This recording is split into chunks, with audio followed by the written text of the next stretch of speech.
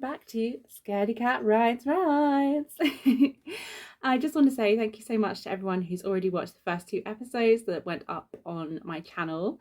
If you watched them, if you subscribed off the back of that, if you liked them, then you're an absolute legend, so thank you.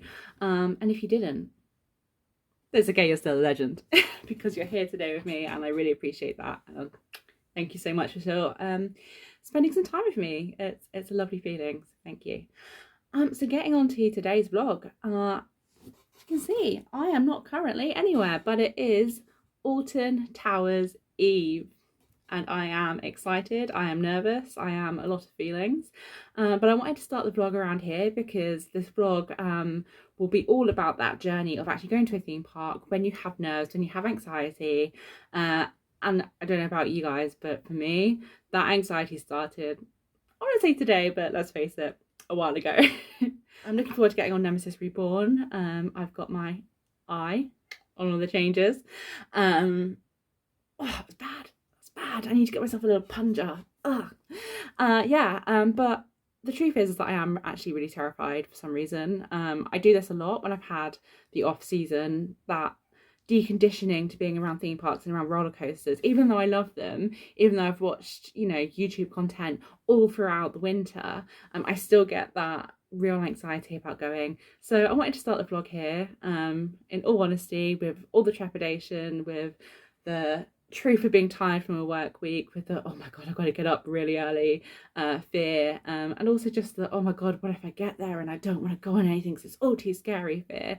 So I just want to be really truthful about that and really honest about it, so that when I capture it tomorrow, if I go on absolutely everything, it could happen. It probably won't, because looking at you, Galactica, but if it does then you can see that it's not actually easy, and I am experiencing the dread.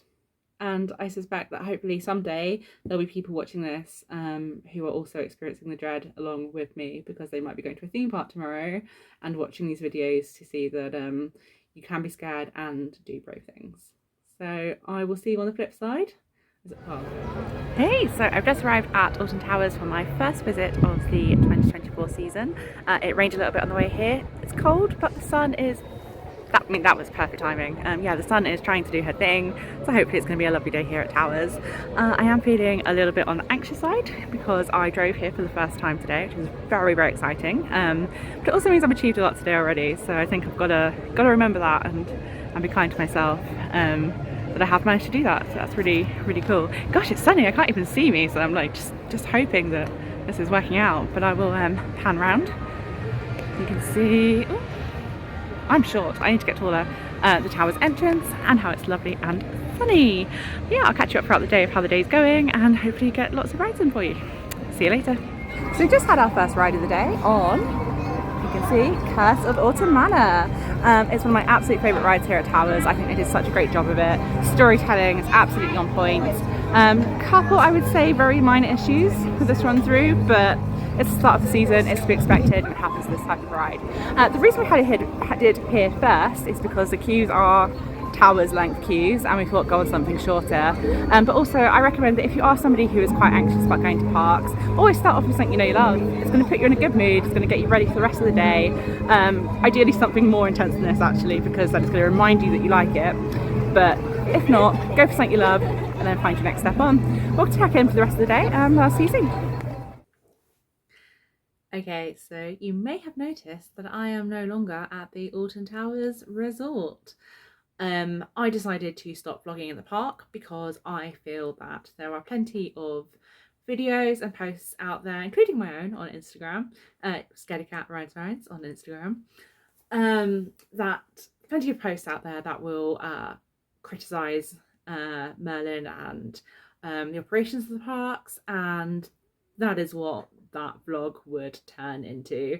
And I felt that I didn't necessarily want to do an entire vlog on that. That said, I do want to air a little bit of a grievance, because one of the things I want to talk a lot about is accessibility, especially from a mental health point of view, for when you're going to theme parks and such. And I do feel very, very strongly, you know, that Merlin Towers, whomever, you can't do anything about the weather, and it is completely and absolutely right that rides cease operation if it's not safe for them to run. There's absolutely no disputing that. And unfortunately, on the Saturday we went, many of the rides were down. There were several hours at a time where rides were down due to high winds. We were actually in the Wicker Man queue at one point where we had hail, we had snow. So fair enough that rides can't operate under those conditions. And however, I do think that Merlin needs to really step up their game with how they communicate these things. I think, you know, even just a simple thing like warning people on, you know, social media channels and things like that, that adverse weather is expected and therefore you can expect downtime if you do visit the park today. I think that enables guests to make the decision for themselves, whether it's right for them or not to go. And yeah, and just on the park itself, in terms of those ground operations, I'm struggling for the words, to be honest. So we were in the queue for Wicker Man for about 3 hours in the end, which is hard to believe, but we sort of got to the point of, well, we could leave the queue, but the ride keeps going up and down, so we might actually get on it. And if we leave the queue, we've got to join a 2 hour queue somewhere else, so we might as well be in the 2 hour queue that we're in, was the thought process. Yeah, and you know, there was a lot of it stopping because of adverse weather, you know, fair enough. And then it got to a point several hours in where they were saying, oh, you know, it's going to be at least 30 minutes until we open, at least 30 minutes until we open. And we made the decision that we'd wait it out, might as well at that point. Which then suddenly turned into the queue being evac'd and closed. Which then turned into the ride being down for, I think, probably about 2 hours. I didn't check. But at the point they were saying it's going to be at least 30 minutes, the weather apps were showing high winds for a couple of hours. So I don't understand why you would say 30 minutes and then make the decision a couple of minutes later to get rid of the queue. Yeah, I just found it very baffling, to be honest. But anyway, on the communication point, you know, obviously it's frustrating for anybody attending and having things not working out. But I think particularly if you have guests who might have mental health issues, if you're neurodivergent, then dealing with plan changes and not having clear lines of communication can really, really add to the stress of a day. I mean, I'm quite fortunate. I am somebody who really doesn't deal well with plan changes, but for some reason I get this very chilled out mindset when I'm on a theme park, which can't make logical for you. It's just weirdly how my brain is wired. Any other time, I'd be freaking out. But also if you have guests, you know, who might have some degree of mobility difficulty, maybe, you know, not severe enough that they would have a wrap pass, but maybe enough that walking around the park to finding rides closing could be really difficult for them. I'm myself, you know, I'm hypermobile and I probably could be looking into a wrap pass, but I haven't. And actually for somebody like me, if I was having a bad day that day, I could do a couple of hours of it and it'd be endgame. So yeah, I think broadly from a customer service perspective, they really, really need to step up their communications, but also from an accessibility perspective, and probably more critically from the accessibility perspective. I would say one bit of advice if you are going to parks, the things which tend to close rides that are weather related tends to be cold and tends to be wind. So it's always worth having a look out on the weather beforehand, which I should have done and didn't do. So there you go. Do as I say, not as I do. And plan accordingly and just try and keep a bit of an open mind if you can. So moving on to the actual points that I wanted to raise in this video. So I wanted to talk a little bit of reflection about overcoming those fears on a day that's particularly nerve-wracking. I don't have lots and lots to say because unfortunately, as just mentioned, the day was a little bit disrupted. But I did want to talk about the fact that actually, those nerves did start really early for me. And even when we finally did get on a roller coaster, you think that impatience would be enough, because it was about 5 p.m. before we did, to overwhelm that sense of fear and anxiety. But actually, no, even on a coaster that's in my mind, a safe coaster or a comfort coaster, which for me actually is 13, is one of mine. 13, Wicker Man, Runaway Mine Train tend to be my rides to go on if I want to remind myself that I really like rides, but I don't want to do anything that's too scary for me. And even going on 13, actually, I did get a bit of nerve and a bit of excitement doing that. And I have to say, actually, being so tired, I didn't quite get that uplift at the end. But I was very glad that I got on it. And then we made the decision to head round to Nemesis Reborn. This isn't going to be a reaction video because there's plenty of them. And spoiler alert, it's very good. Now the thing with Nemesis for me is that it's one of my top rides, for absolute sure. I mean, it's definitely a top 3 ride. Yeah, I'd say a top 3 ride. But it is one that when I'm on the ground, I look at it and think, that looks awful. That looks terrible. Why on earth would I want to do that? And for me, that starts the moment I go into, not even into Forbidden Valley, but as I'm approaching Forbidden Valley and I can hear that Nemesis music, I start feeling that. And for me, at the weekend, it was a case of, I know I've been excited about this pre-track.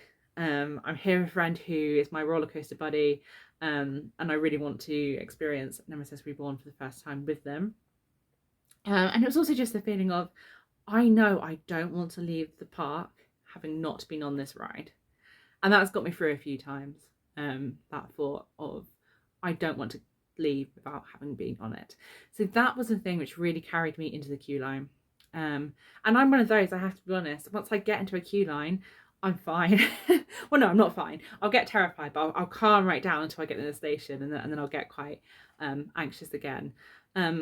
And actually, talking of the station, one bit of advice I really have is that if you can go with somebody who's more confident than you, if they don't mind, have them be the designated put the bag away person, and let yourself get settled in and get calm without having to worry about systems and things like that. I find that personally to be a huge help. One of the other things that's really helped me with getting on the ride was just remembering how much I've enjoyed this ride in the past. Now, obviously, if you're going on a new ride, that might be tricky. And that's when I refer back to my last video. Check it out if you haven't already. And if you have, thank you. But that bit of advice for me is to get familiar with ride sensations.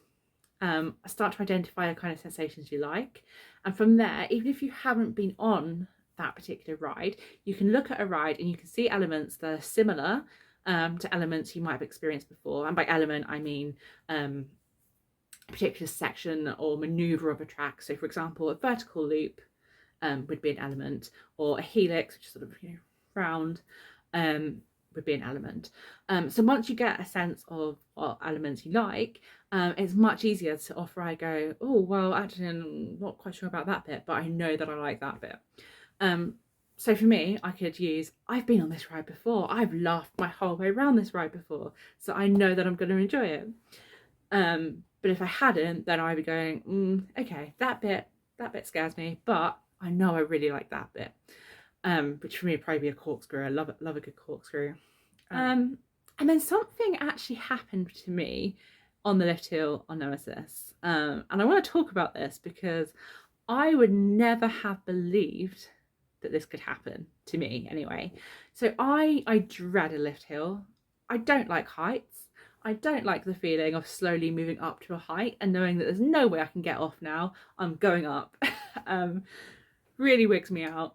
I went on Nemesis with a friend once who said, oh, don't you find this bit really relaxing? And I was like, no, I don't. You mad person. And I didn't find it relaxing. But I did start going up that lift hill and I became really, really aware that yes, I was nervous, but I was really excited as well, like really excited. And I'm not somebody, you know, even on a ride that I really love, I'm not normally somebody who on that lift hill gets excited, but in that moment I did. So yeah, I think what I'm trying to say is paying attention to those feelings and having an open mind to what you might be feeling, it will get you places. And if that feeling you have is 90% anxiety and fear and negative feelings, I air quote that because, you know, fear is useful in the right doses. It's an important, you know, way that our brain works. But it might be 90% fear. But if you're 10% excitement, then hold on to that feeling and acknowledge that, because that's great. That's amazing. Like, if you can be like, oh, don't like this, but you can also be like, yeah, let's do this. Cherish that part. Cherish that part, because that part is going to get really loud the minute you get off that lift hill. And that's the thing which is going to get you re-riding, and that's the thing which is going to get you trying new things, is embracing that joy. So yeah, I was really surprised by that, that I could do that, but really happy that that was the way of it. Then that day, my friend left to go home, and as I was walking back to the drop-off point, as my partner very kindly swung the car around for me, having gone off on his own adventures, I thought, you know what, Curse's walk on, I have a pop on. And that's surprising to me, because sort of 2 years ago I said that I absolutely did not do scary themed attractions whatsoever, and then suddenly Curse at Alton Manor happened, and well, you can see how much I love that ride. You can see the cup in the background, and also just behind that is the book on the history of the ghost train at Towers, and actually that ride for me has really brought about this love of ghost trains, which I never thought that I could have. There we go. Anyway, tangent. So that was another huge milestone for me, was going on an attraction like that by myself. To finish off my night, I thought, you know, sod it, I'll go on Runaway Mine Train, it's right there, might as well. And I had the best experience on Runaway Mine Train that I've ever had. Train full of people who are cheering and hollering, and 3-lap special to round off the night. So yeah, that really speaks to the whole going with an open mind thing, because I didn't think at 4 p.m. when I was frozen cold that I was gonna have good fond memories of that day, to be honest. But actually that Runaway Mine Train was definitely one, and it took me a long time to feel brave enough to go on rides and be in theme parks by myself. But if I hadn't conquered that anxiety, then I wouldn't have had that amazing memory. And that applies big time. It's the whole good things come in scary packages. Really big theme of this channel. So on that note, I'm gonna love you and leave you. There will be more videos coming up soon. Some of the topics I want to look at include going to theme parks by yourself as a single rider, conquering inversions for the first time, and of course just, you know, maybe some general sort of reflections on being at the parks, and just looking at particular moments of conquering fears and anxieties and that kind of thing. But if there is anything that you particularly want to hear, or any anxieties or things that bring about trepidation for you at the parks, then please do drop them in the comment below, and I'll be happy to see what I can do. And in the meantime, if you are liking this content, like, subscribe, leave a comment, follow me on Instagram, you know, all that jazz. See you soon, and go out, have exciting adventures, do the scary things. Got this. Till next time.